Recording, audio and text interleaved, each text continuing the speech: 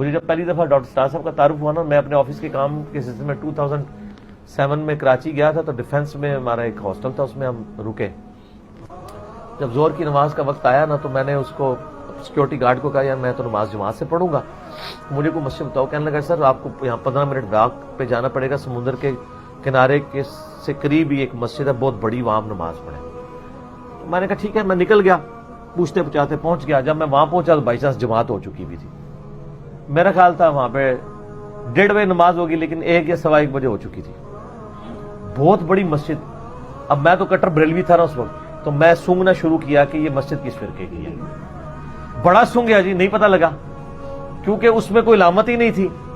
نہ یا اللہ یا رسول اللہ لکھا تھا، نہ یا اللہ مدد لکھا تھا، نہ حق چاریہ لکھا تھا، نہ کوئی پنجا لگا ہوا تھا. صاف ستھری مسجد، ایڈی بڑی مسجد، غلطی نال بھی کوئی چیز نہیں تھی لکھی ہوئی. میں سوچ میں پڑ گیا یہ مسجد کس فرقے کی ہے. تو میری عادت ہے کہ کوشش ہوتی ہے میں جماعت سے ہی نماز پڑھوں. کچھ لوگ وضو کر رہے تھے، میں نے ان کو کہا کہ جی جماعت کروا لیتے ہیں، کیونکہ نماز کا میری جماعت رہ گئی. تو ان کا ہاں جی کرا لیتے ہیں. میں نے کہا یار یہ دیوبندیوں کی نہیں لگتی ہے، ورنہ تو دیوبندی تو دوسری جماعت ہی نہیں کرا دیتے. بریلویوں والی کوئی دور دور تک اس میں نشانی نہیں ہے مسجد میں. بریلوی قائل ہیں دوسری جماعت کے. اہل حدیث والا بھی کوئی رنگ نظر نہیں آ رہا.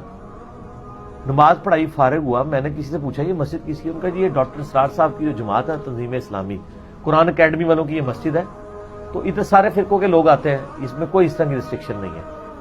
میں نے کہا اچھا وہ مردود جو ہے، ہم تو مردود ہی سمجھتے تھے نا ڈاکٹر اسرار صاحب کو. معاذ اللہ. میں فارغ ہی تھا، کام کوئی نہیں تھا. میں کیا مغرب روٹی کھانی ہے، پھر ہم نے کہیں رات کو یا فجر پڑھ کے ہم نے کہیں دور جانا تھا سائٹ پہ. میں نے کہا چلو یار ہم کو کتابیں ادھر دیکھتے ہیں. میں نیچے نا بیسمنٹ میں چلا گیا. یہ میں آپ کو بات کر رہا ہوں مارچ 2007 کی. مارچ 2007.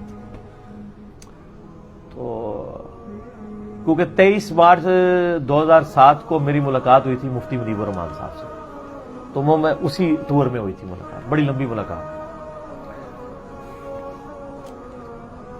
کراچی میں. اس وقت بھی روحت ہلال کی کمیٹی کے چیئرمین تھے. اب تو زبردستی ان کو اٹھایا گیا، بلکہ روحت ہلال کمیٹی ختم ہوئی ہے تو مفتی صاحب کا بھی عہدہ ختم ہوا ہے، ورنہ تو وہ اس عہدے کے لیے آلموسٹ بنائے گئے تھے.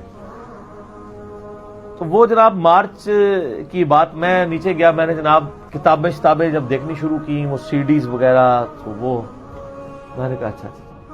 وہاں سے میں نے ایک سی ڈی خرید لی، اس کا نام تھا قرآن اور اقبال. میں نے وہ نیگیٹو انٹینشن سے خریدی تھی. میں نے کہا یہ اس سی ڈی کے اندر نا یہ بتایا ہوگا کہ اقبال کی کون سی تعلیمات قرآن کے خلاف ہیں. تو میں یہ سمجھ رہا تھا کہ میں کوئی ڈاکٹر اقبال کا زیادہ سگا ہوں. مجھے نہیں تو پتا تھا کہ ڈاکٹر اسرار صاحب تو اقبال کو ایک آئیڈیل طور پہ مانتے ہیں پولیٹیکل ایک سٹرگل کے اندر. خیر میں نے وہ سی ڈی لے لی. سر اس ایک لیکچر نے میری لائف بدل دی قرآن کی طرف. جب میں نے آ کے وہ سنی نا تو مجھے پہلی دفعہ احساس ہوا کہ سب سے پہلے تمہیں قرآن پڑھنا چاہیے پری ڈیٹرمنڈ رزلٹس کے بغیر. تو میں نے قرآن پڑھنا شروع کیا، تو آہستہ آہستہ میرے عقیدوں کی اصلاح ہوئی. میں ڈاکٹر صاحب کے پاس گیا، دستبوسی کی، ان کو بتایا بڑی ڈیٹیل. 2 دفعہ میری ان کی بڑی لمبی ملاقات ہوئی، بڑی شفقت فرمائی.